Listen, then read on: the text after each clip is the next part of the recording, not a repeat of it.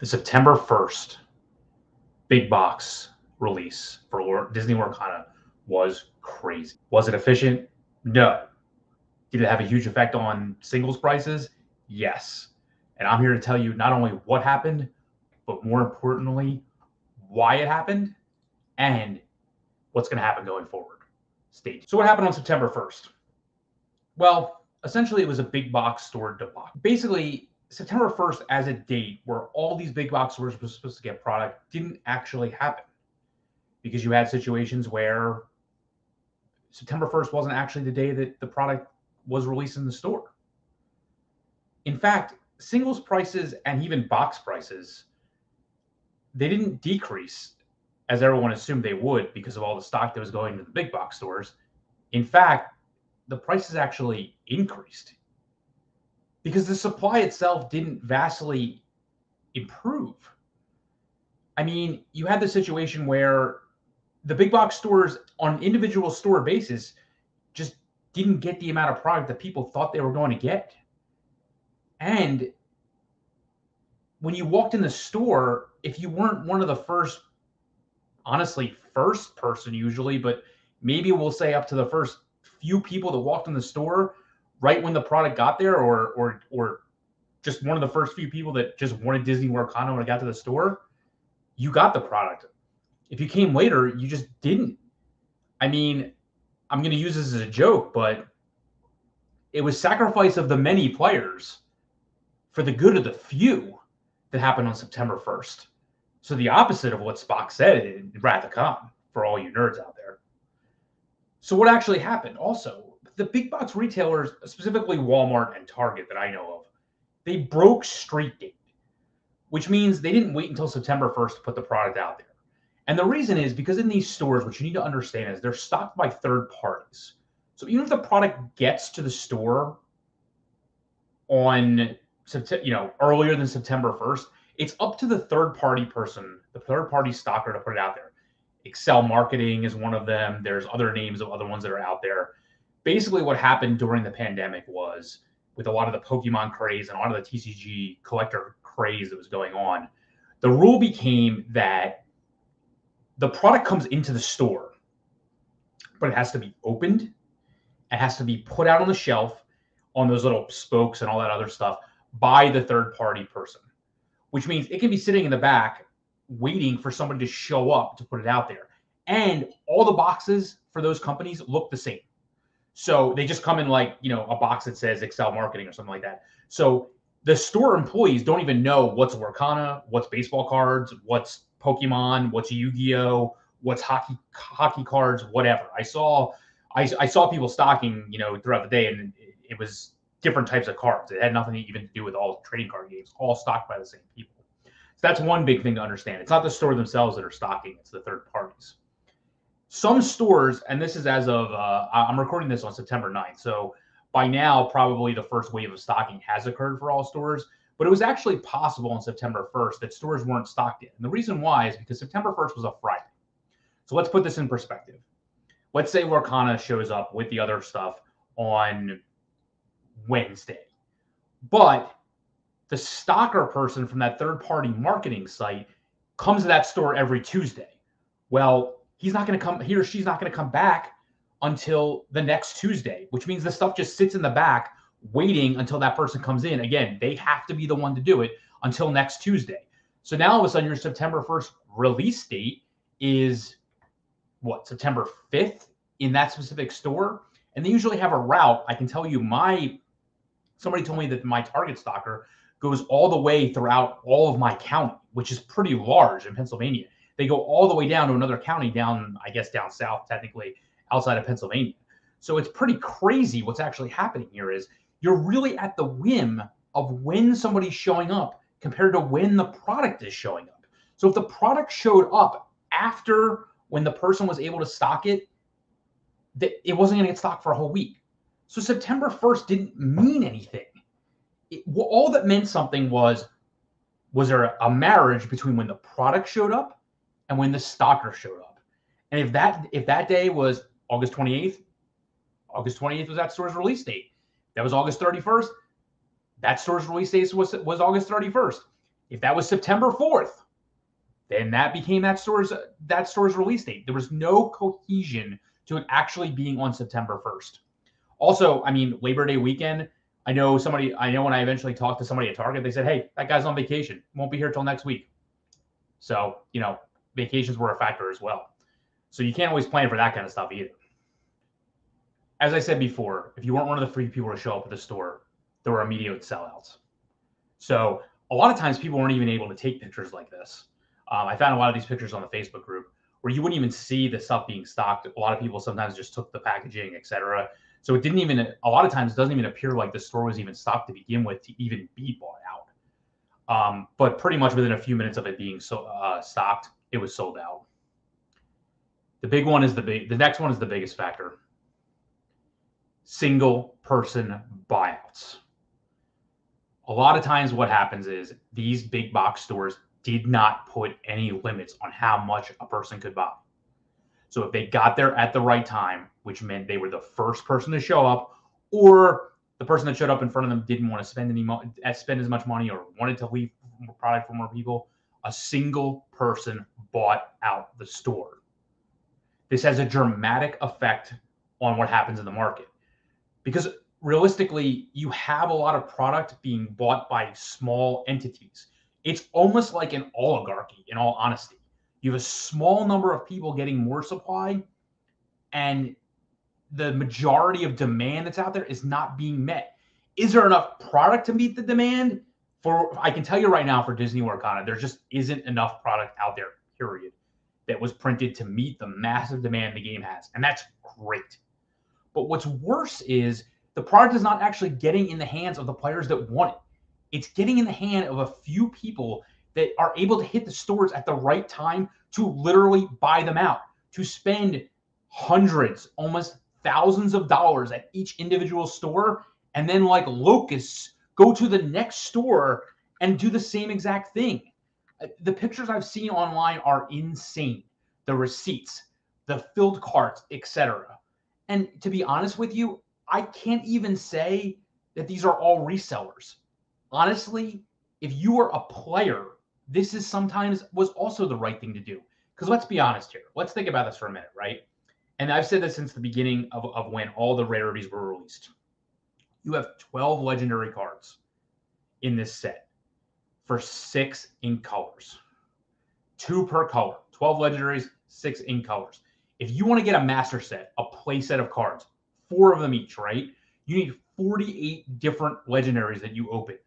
Well, let's just say you get 5 legendaries in a box, even if you open perfect distribution, if you don't want to do any singles buying, any trading, etc., you need 10 boxes, 240 packs worth of product at minimum to get your playset. I mean, we already know what happened with the LGS release on the 18th. People weren't able to get anywhere close to that amount of product. So if you want to just have a playable collection, you need to buy a lot of sealed product. So I can't even necessarily blame players. Can I blame the scalpers and the people that are reselling for higher value, sometimes 3 times value? I've seen packs go for pretty much on average about 2.5 times the value. So a pack costs $6 MSRP. The typical price you see them being sold for, especially the blister packs, is around $15. But I really can't blame a player for buying a lot of product because they need a lot of product to play the game. So I'm not saying that everyone that did this was out there to just flip it for more money. A lot of people were. You also had a lot of people that aren't even playing Lorcana do this. This has been a phenomenon in both the gaming space and even in the trading card space. I have received phone calls from sports cards dealers asking me if they can get any Lorcana to sell to people. It's a phenomenon in general. There are a lot of those people out there. I agree. But even for the players, they need a lot of product to play the game. There's nothing you can do about that. Again, 5 distinct rarities in the game. You need a lot of product to have a playset. We've broken it down in other videos as to how much you actually need. Look, it's insane. You're getting 12 to 14 super rares in a pack, in a box. I understand that. A box, 24 packs, I'm saying, because a lot of this, you weren't able to actually buy sealed boxes. Let's keep that in mind. And if you were able to buy boxes, a lot of times they were opened anyway, but you got your 24 packs worth. But the bottom line is you need a lot of product to play this game. We broke it down in other videos as to how many of each common, how many of each uncommon, how many of each rare, how many of each super rare, how many of each individual type of legendary, each individual type of these cards you were actually getting in a box. And it wasn't a play set most of the time. So I really can't blame anybody for buying the product they can find, because at the end of the day, they need that much product to play the game. The one thing that isn't that was also taken into consideration is there were a lot of people just stalking the sellers. I mean, and like finding out what time people showed up. Like, these people have a job to do. Like, it's kind of creepy in a way. And I kind of feel bad for the people working in the stores that like they had to like close off the aisles, and then like there would be a rush of people coming in. I mean, sometimes it was orderly, but I heard some stories of things that didn't go down very well. And I will say that I'm recording this as of September 9th. I know the same thing happened yesterday for the limited number of GameStops that got the product as well. So I don't think this has really gotten that much better. Again, there just isn't enough supply out there to meet the massive demand that there is right now for Disney Lorcana. So what does all this cause? Well, in economics, there's a term called the inefficient market. And I'm not going to read all this for you, but I am going to point out some of what's here. The most important thing to understand is in an inefficient market, prices do not reflect the actual and fair market value. And I'm not saying that we don't know what the fair market value is. I'm not here to tell you that cards are overpriced because it's cardboard that kids should play with. That's not what I mean. I mean that the understanding of what a card should be worth based in this situation on its rarity, its playability, etc., is simply not known because there is not enough supply to determine that. But the third bullet point is what's most important. The types of an inefficient market are market efficiency not happening. Again, too much product in the hand of too few people that are controlling the prices that are going on there. Absence of information. This is very important, and I will be focusing on this point next. Delayed reaction to the news. That's what we saw on September 1st. Most people assume prices are going down. Instead, prices are going up. Delayed reaction to what was going on. And the presence of arbitrage and speculators. I've already mentioned the scalpers that most people call them. We'll call them speculators here. And arbitrage, same thing. I bought a pack for $6. I sold it for $15. Immediate arbitrage it exists in the Lorcana market. Again, there's a link down there if you really want to if you want to nerd out like me. I mean, I have 2 degrees in finance, so I have a big background in a lot of this kind of stuff. If you want to have any conversations, hit me up in the comments below. If you really want to have a long, in-depth conversation about economics, feel free to hit me up. Yeah, let me know. The other thing I want to hear is, did your September 1st go like this? Did you have these problems? I just want to give you an anecdote. I left my house at 7:30 in the morning, got to a Target when it opened at 8 o'clock on September 1st. That was the start of my day. I got home around 1 o'clock in the afternoon. Do you want to know what kind of product I got? 6 booster packs from 2 Barnes & Noble. And the boxes that I ordered at the beginning of August, while I was waiting in the Gen Con mob, I ordered boxes from Best Buy on pre-order. That was my, quote, haul for September 1st. That included, by the way, I went to a ton of stores on September 28th, 29th, 30th, 31st. 6 packs, picking up my pre-order. That's how my September 1st went. So let me know in the comments below, how'd your September 1st go? If it was similar. Hopefully you did better. Hopefully there's still some there for you. But if not, I'm assuming most of you the same thing happened. And by the way, if you want to commiserate and see how the market's doing now, hit that subscribe button, hit that like button. Really appreciate it. In Disney Lorcana, what is the lack of reliable information that's out there? And what did it lead to? So there's a ton of unreliable information. Let's take my favorite part of it right here. Here's a tweet that was put out there by the official Disney Lorcana Twitter, or X, whatever you want to call it. I'm still going to call it Twitter. On August 31st. The goal is for our fans to be able to purchase and enjoy the Disney Lorcana TCG player at the suggested retail price, which, by the way, they have no control over. I want you to know. Once a producer sells to a distributor, it's out of their hands what they can charge. If they are not putting it directly in the hands of the ultimate retailers, they have no control over what somebody can charge from an MSRP perspective. That's neither here nor there. And we'll continue to take steps to ensure a level of availability, which they have control over, and quality, I guess they have control over that keeps the market healthy for both collectors and players. No problem. That's just boilerplate BS, to be honest with you. It doesn't really say anything. Here's the part that matters. Additional booster product will start arriving in the North American local game stores in October. Let's stop there. October, well, how much? And what happened to the fact that it was supposed to be a September restock? So now you're already delaying the September restock. Well, that's going to affect how much product people get if it's not going to be able to October. That's still a month away. And when in October? We have a whole month. This stuff is changing on a daily basis. I'm telling you, I went to Target and Walmart for a whole week every single day. So, like, my whole days were being taken up trying to find this game. And now you're telling me that a whole month is going to go by and then I have a whole month worth of time to maybe get it? That's not information. That's just, again, it's too vague. We are also reprinting Disney Wakanda, the first chapter, which will be available starting in Q1, quarter one, 2024 in North America and Europe. Quarter one is January, February, and March. When?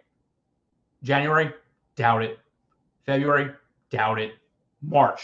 More likely, in my opinion. Do you know what's going to be out between now and March?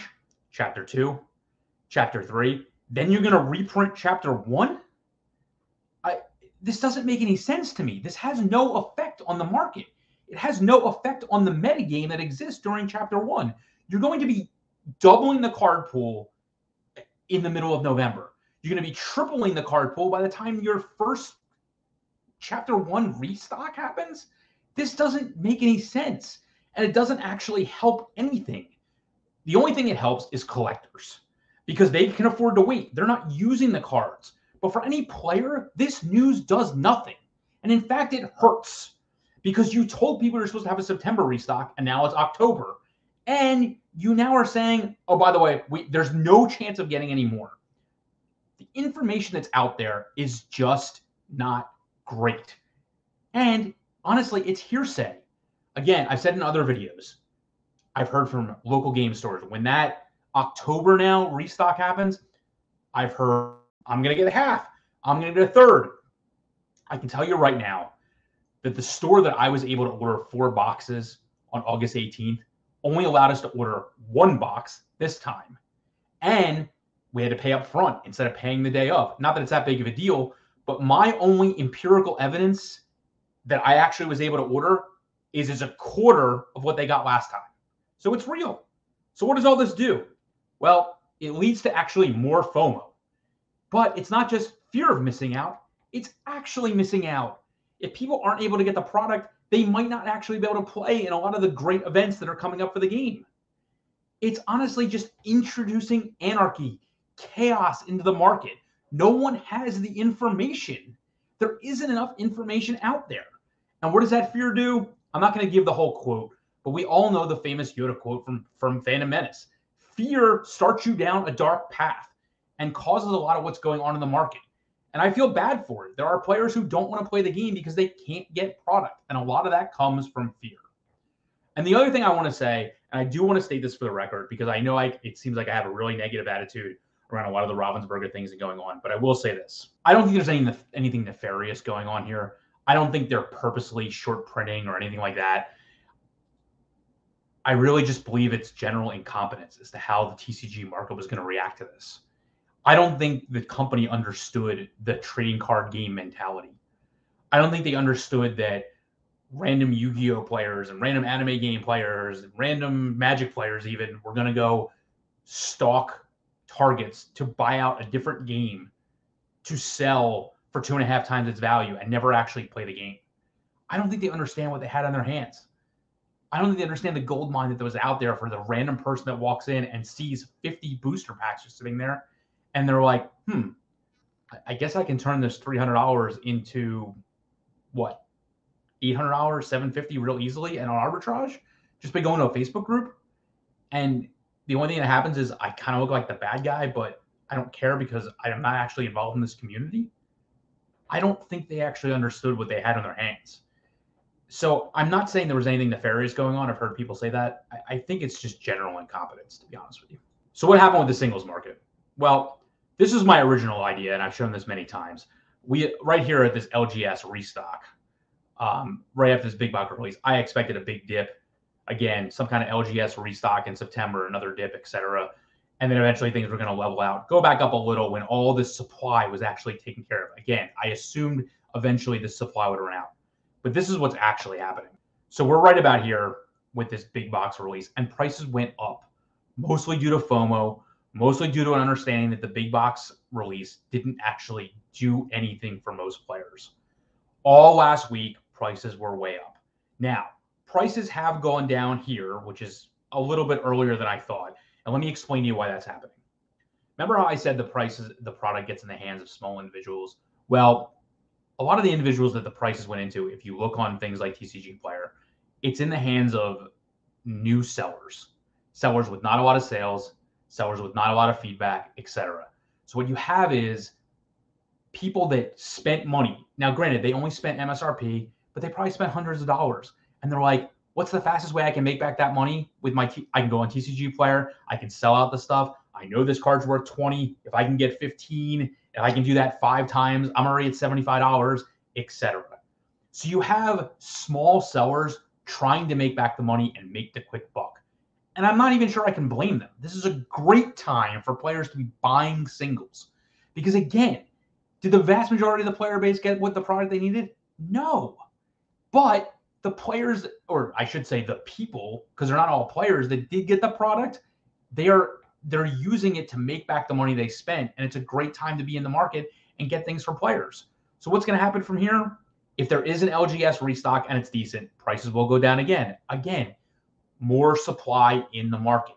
Even with what happened on September 1st and September 8th, there's still more supply in the market. Some resellers were able to get product, which puts more singles into the market.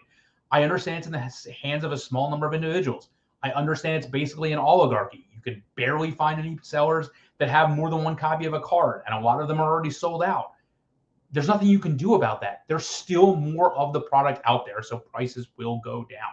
There are a lot of big events coming up, so I expect prices to stay level until that point. And then eventually, like I said, we're going to hit chapter 2. Chapter 1 is going to go down, etc. And reprints in the end, that'll definitely cause the market to adjust. Again, I'm not here to tell you whether certain buyers are right or wrong. That's not really my concern. What I can tell you is by putting the product in the hands of a small number of people that are just trying to make their money back and obviously make a pretty hefty profit, if they're doing it through the singles market, they're willing to take less money because it's always going to be profitable to open this product when it's this hot. You have rares going for $15. You have rares going for $20. You have legendaries going for $60. So if you open enough product and get enough of these singles, the sellers will make back their money. And they're willing to go lower because it doesn't take much for them. So as a player, it's a great time to buy, even if I anticipate prices going down a little bit more. From basically, I would assume from after this weekend into next week, as big box stores are literally completely sold out until any kind of potential restock. By the way, more information we don't have. I just don't see the prices taking a big dip again until October. So if you need cards to play in any events, I would be looking to buy them literally right now. Finally, what are the non-supply market factors? So you can check out our other videos. We talk at length about the tournament results. There's a lot of great upcoming events. There's another giant PPG event at the end of October in Miami. There's a bunch of giant events in Ohio next month. There's a lot of local big events going on. Can't wait to get results from there. The other big factor that's happened over the past week is there's a lot of buyouts going on for enchanted cards. So I know the ratios are supposed to be 1 in every 96 packs for enchanted, but that's never been confirmed. And it does honestly seem like the supply of them out there is really low. So there are certain buyers out there that have been just buying up enchanteds. I've seen a lot of them go out to be graded, etc. Obviously, if people can afford it, they're buying these up like candy. They're just buying every single one of them that's out there. Elsa last week, I saw one top out around $1,200. But the point is, there's just not a lot of them out there, and any that are out there for any decent price are just being immediately bought out. I also already talked about the amount of new sellers, but tournament results have had positive effects. You look at a card like Ariel's Spectacular Singer, she goes way up in value because she's in the first place deck from PPG Denver. We talked about this at length on our podcast this week, so make sure you check out those videos. So you can hear about all the results of those events and how they affect the market. So yeah, September 1st, August 31st, August 29th, all the way to September 8th, when supposedly the GameStop release came out. It's all been a debacle. And the main reason for all the debacle is because it's causing an inefficient market. The information that was out there during each one of these quote unquote important dates, it was all false. We thought big boxes were going to get a ton of product. They didn't. We thought they were going to put limits on the number of packs each person could buy. They didn't. All of this is just causing a massive amount of anarchy in the market nowadays. And there's just we don't know where it's going to go from here. It's a shame, really. We just don't know where it's going to go from here. We know there's going to be a restock of some sort with LGSs in October, but in all likelihood, that's also going to be sold out right away. The demand for this game is just too high, and it's going to continue for the foreseeable future. Will prices come down? Yes. There ultimately is not everybody in the market still needs as much as they could possibly get. But I don't anticipate anything really getting settled until probably around Chapter 2 comes out, and the same thing basically happens with that. It's going to be a wild ride, and I'm here to take you through it. So if you want to hear more about the Lorcana Finance, smash that subscribe button, hit like, hit me up in the comments. I can't wait to talk to you guys about all this stuff. Really gets me going. Have a good night. Talk to you soon.